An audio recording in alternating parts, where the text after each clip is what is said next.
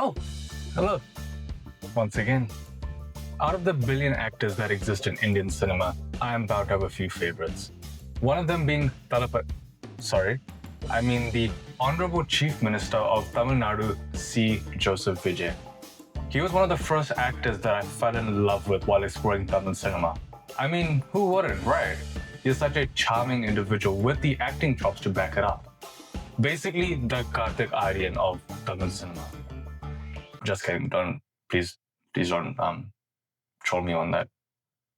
With Vijay now in politics, I decided to look back at his most recent filmography and to see whether it was a worthy swan song before he completely transitions into politics.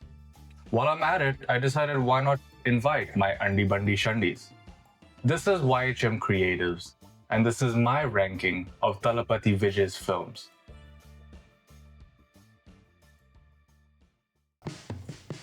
Starting with the 2021 release, Master, the film that made me a Vijay fan in the first place. When I was first getting into Tamil cinema, I watched Kaidi as one of my first films, which was an absolute banger, and I wanted more Lokesh. Then I found Master, and it did not disappoint. I mean, unlike JANA NAYAGAN, Master succeeds because the film, regardless of Vijay, stands on its own. And while Vijay's aura does enhance it, it does not solely rely on it.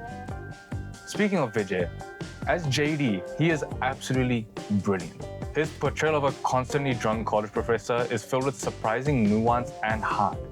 The film even pokes fun at his superstar mannerisms, like, the gum guy, like the that stuff. That distinction makes the fan service feel integrated rather than forced.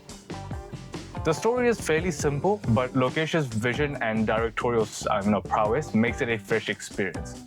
On the surface, it is a masala action film where the protagonist is the people's messiah, but here you can actually feel the threat and sense that JD is out of his depth. And things can go wrong. This is elevation with consequence. Two other elements that elevate Master to iconic status is Vijay Sethupathiy's Bhavani and Anirudh's music. Lokesh's story makes you feel for Bhavani as it starts by telling you his story first rather than JD's. And it makes you empathize with why he is like this now.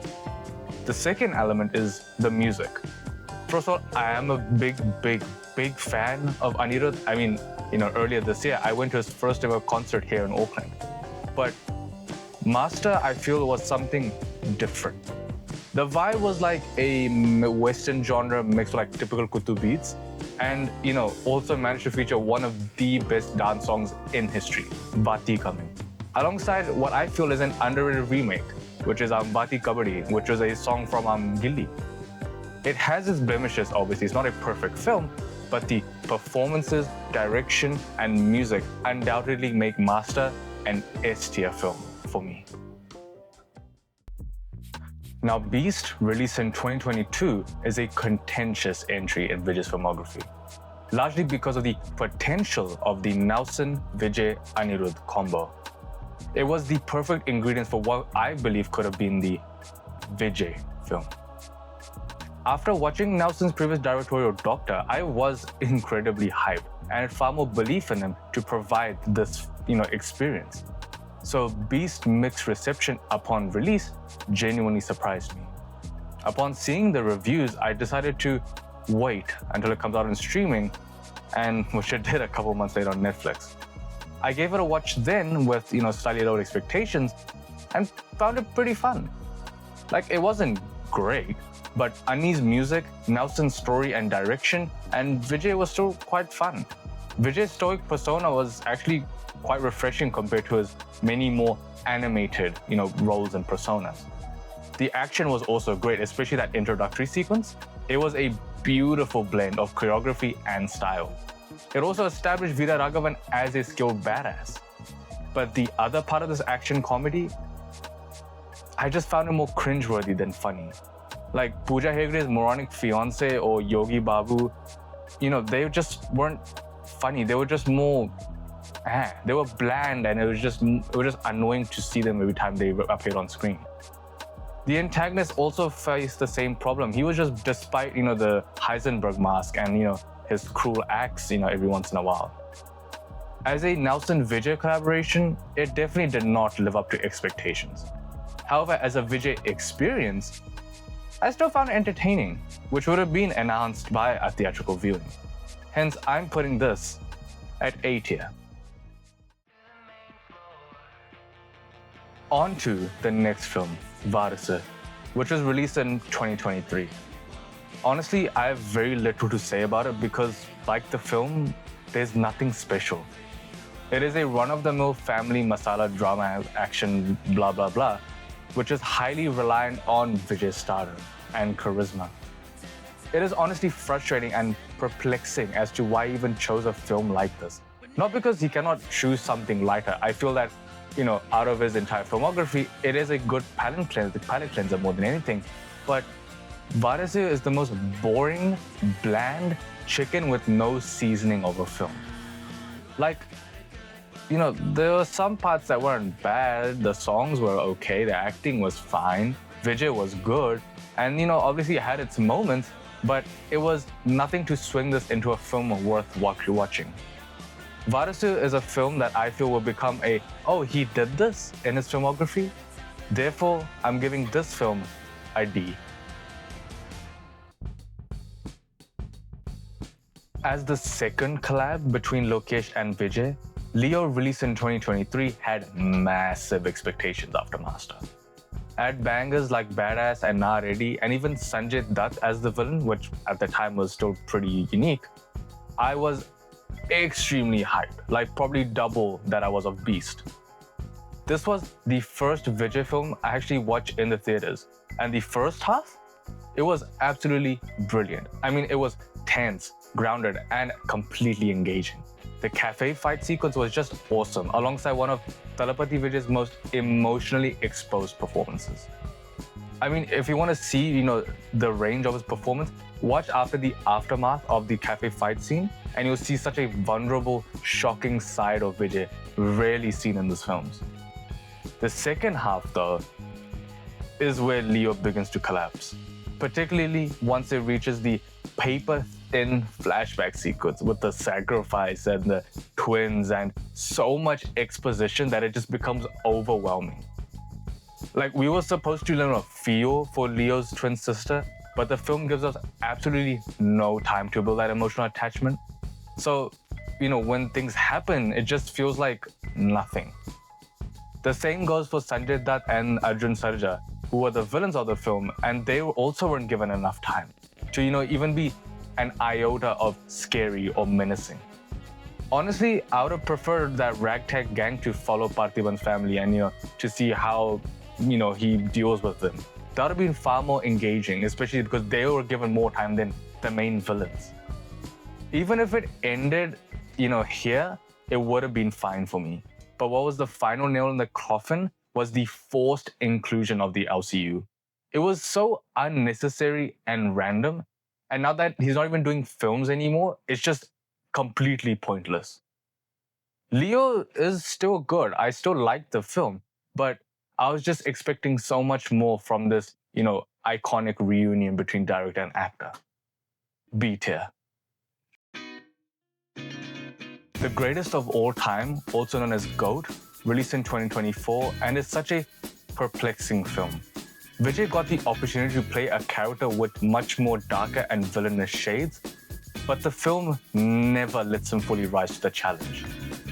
This film I would like to call the Thalapathy Khichdi. GOAT was supposed to be the penultimate film of Vijay, so fan service was inevitable and welcome. But GOAT goes overboard in that regard. It spends more time elevating Vijay, the superstar, than focusing on the real hero of any film, the story. A Vijay double role, with him playing a younger, psychotic version of himself, sounds awesome on paper. But the story was so generic and half-cooked, and the excessive fan service took priority over the entire story, that it diluted even the tiniest of impact. The supporting cast was also completely, useless, especially given that they were supposedly central to the film. Vijay is still great, particularly as the younger version, and the de-aging does deserve credit for its great quality, but the writing simply lets all of that effort down. But strong music can even rescue a masala film, till this day. But even that was missing. I mean, there was Whistle Podu, Matte, and the underrated Chinna Chinna Kangal. They do work, but it never felt worthy of such a big film. The background music was even more disappointed. It sounded like as if an instrument was missing half the time, and that oomph was just lacking. Overall, GOAT is a great example of how to waste an incredible premise, but Vijay makes it enjoyable enough for a B tier. Now on to the final film, JANA NAYAGAN, which released last week. It was an experience that was so personally conflicting. Like, the best way to explain it is this. Oh, the story is not that great. But Vijay Anna. The music could have been more exhilarating for his last film. But Vijay Anna. Oh, this should not have been a propaganda film for Vijay as a political leader. But Vijay Anna. I was constantly torn between watching as an objective fan and as a Vijay fan, watching his film in theaters for one last time. Because it is simple.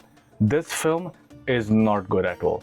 It is a remake of a ballet film. Its story is incredibly messy and lacks any sense of cohesion. The music is fine because Anirudh, but it should have been much better. And the rest of the cast are basically useless, especially Bobby Deol as the villain, who actually had a slightly interesting logic behind his villain arc, but it was so shabbily done that I felt like I was watching JBJ again. But I'm supposed to be taking him seriously. But what makes this film even stand out marginally is Thalapathy Vijay. He is the backbone and soul of this film. The only reason this Thalapathy Khichdi is even worth eating is him. His charm, humor, references make the surrounding film tolerable. I got to enjoy with the audience in theaters who were constantly shouting, whistling, and even dancing throughout the film, and that is only thanks to Vijay. But even he, with all his might and prowess, cannot save H. Vinod's messy writing and direction, which just hurts to see Thalapathy Vijay's extraordinary film career end on such a low note. JANA NAYAGAN is unfortunately D tier. Anyway, this was my ranking of Vijay's films. I hope CM Vijay's run will be as spectacular as his film career. If you enjoyed this video, then please like, share, and subscribe. I really want to reach 100 subscribers by the end of the year, so if you enjoy my perspective on cinema, then please subscribe and become one of my Andi Bandi Shandis. As always, I will continue making these videos for your entertainment and my experience. Thanks for watching, goodbye, and we shall meet at the screening of Thalapathy 70, Master 2, Vati coming. But wait! There's more! But Vijay Anna. Mommy, do I have this?